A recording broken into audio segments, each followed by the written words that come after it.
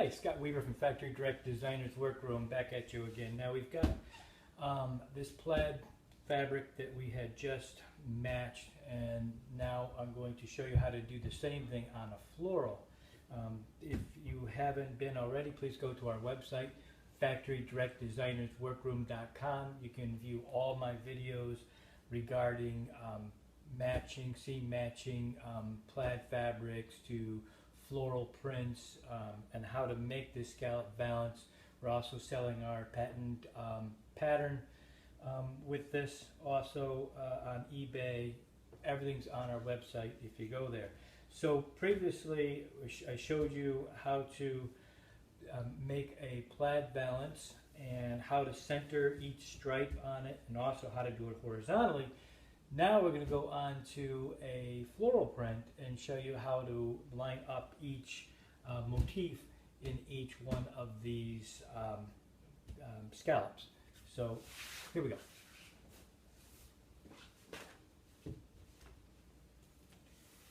I'm going to use this floral. I'm going to turn it around so you can see it. Now a couple of key things I want you to consider when you're using a floral fabric. The first one is what you want to see in your scallop.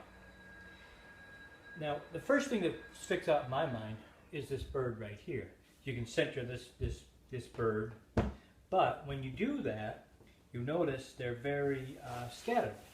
There's a bird here, which I can use. This one over here might be too close to the selvage, so I can't use it. And I've got this one over here, which I can use. So this would eat up a lot of fabric very quickly. And if you can't afford to use it, then you have to take two scenes out of this. And right away, I would be saying, well, let's take this bird, then come over here and alternate it with this nice flower. And so you're alternating your motifs to save yardage. In this particular case, I've got plenty of yardage, so I'm just going to pick on this little bird right here per se, and that's the one I'm going to center in my scallop. So I'm going to go ahead and I'm going to take my pattern. This is my pattern, and you notice I've already put a center line that tells me where the center of the scallop is. And I can see through it, it's fairly transparent. So I'm going to bring it, and I'm going to find where my whole bird fits on, and I'm also going to eyeball it top to bottom where I want it to see it. And this looks pretty good right here, like that. So that's where I'm going to start. Now another key point too is you don't want to put this on crooked, you want to make sure your birds are straight. So look at your distances, like on the selvage. You can also turn around and draw a line across, measure up and draw a line across. But I'm fairly certain I have this just where I would like it right now. And so I'm going to go ahead and I'm going to pin this in. We're going to cut it out.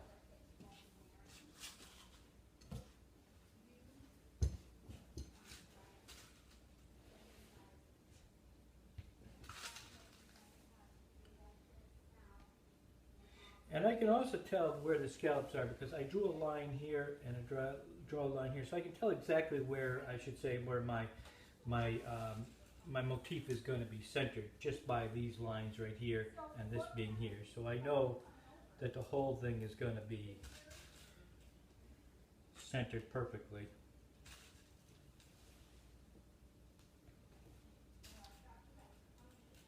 Just like with my previous video, I'm going to only make one cut out of this pattern, and then I'm going to use the print as for my next two because it's more accurate that way. So here we're going to cut this out real quick.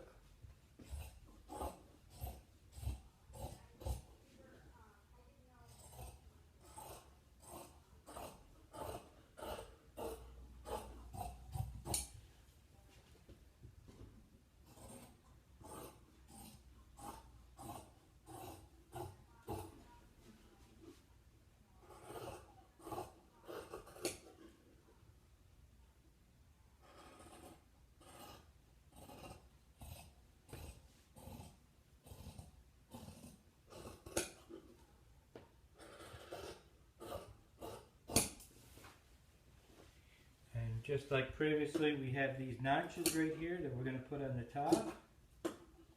Those are pleating notches, and they line up with the bottom of the scallop.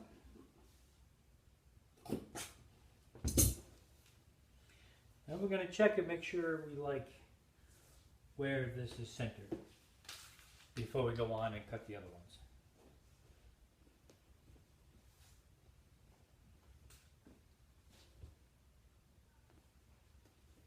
And we do that by grabbing that notch and going down to where the curve starts to straighten out. And we're going to hide the flat part.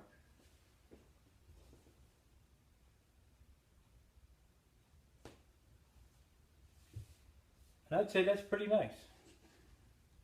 So I said, okay, good. So now we're going to use that. We're going to go to the next one. We're not going to use the pattern anymore. We're going to use the cutout one as the pattern. And let's see if I can get this bird over here. Sometimes you can, sometimes you can't.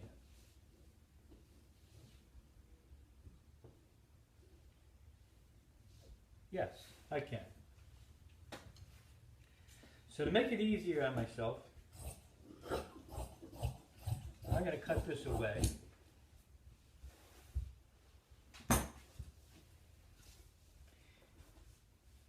Put a little more away.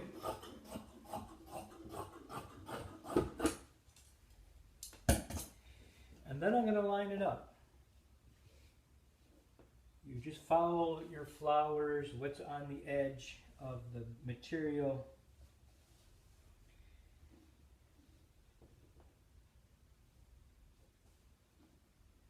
You don't necessarily have to look at the bird. You just have to follow the edges.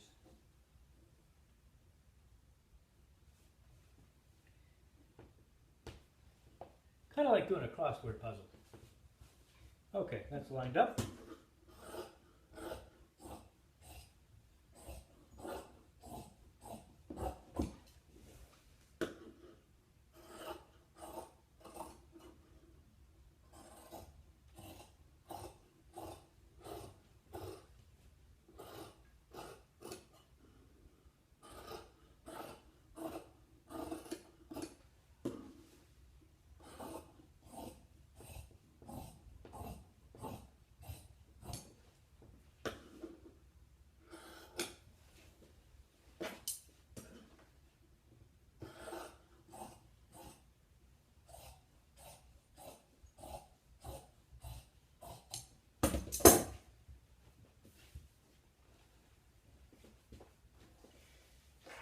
My little notches in.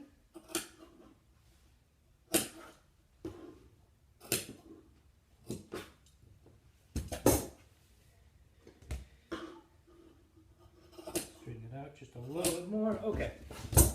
I'm going to cut my third one out, and then I have to cut my returns, my left and right returns, and then I'm going to sew it just to save some time. Since you've seen me already do this, I'm going to cut one more.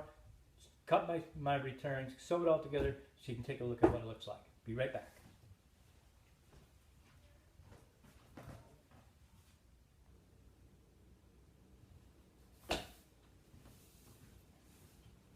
Okay, so I went ahead, I seamed my pattern up, my valance, and I also pressed my seams open. And you notice I had added these returns. These returns are cut random. The left and right are cut random. I did not match it with this. But having said that, if I were making more than one valance, wherever I cut the left and the right returns, I would want to make them with all the same flowers and the same pattern. Just not quite showing you that, which I did with the previous video. And now it comes to pleating it. Well, the first thing, the other thing you notice here is this is where it's seamed. They're seamed right in the middle of the two scallops. And then you say to yourself, well, that doesn't line up. And I think people this is where the difference is with this. People get too concerned about seam matching where the patterns are sewn together. The problem with that is that you get random scallops. So that's not the place to actually match. What you should do is to match the pattern here, and don't worry about this because this seam, at least in my patterns, are hidden, and I'll show you how that works. This is the beginning of the scallop. You see where it goes scallop and then it goes straight across. And there's a notch up at the top, and I also have a notch here which is where my return starts, and it's right where this starts to curve around here. Well, you see where that seam is. I'm going to come right across here, and I'm covering the seam. And also you can see this is right where the shape starts. Stick a pin in here. Going to my next one, my next V is right here that I cut out. That's my pleating notch. And I'm bringing this right over to the center of where I have this seamed. Like that. That covers that seam up. But you also notice that my bird is centered. I'm going to my next one.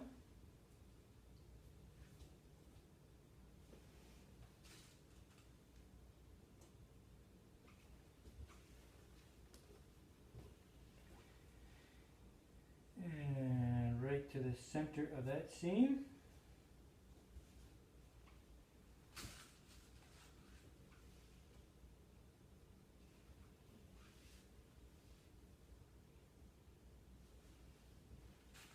And you can see how this is all coming together.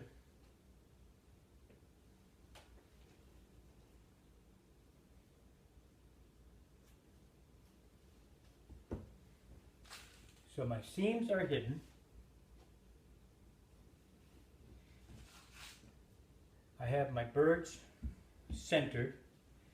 And again, just like when I did the plaid one, the beauty of this is it doesn't matter how many windows you have. You have 3, 4, 5. You're going to have the same bird going in the same spot.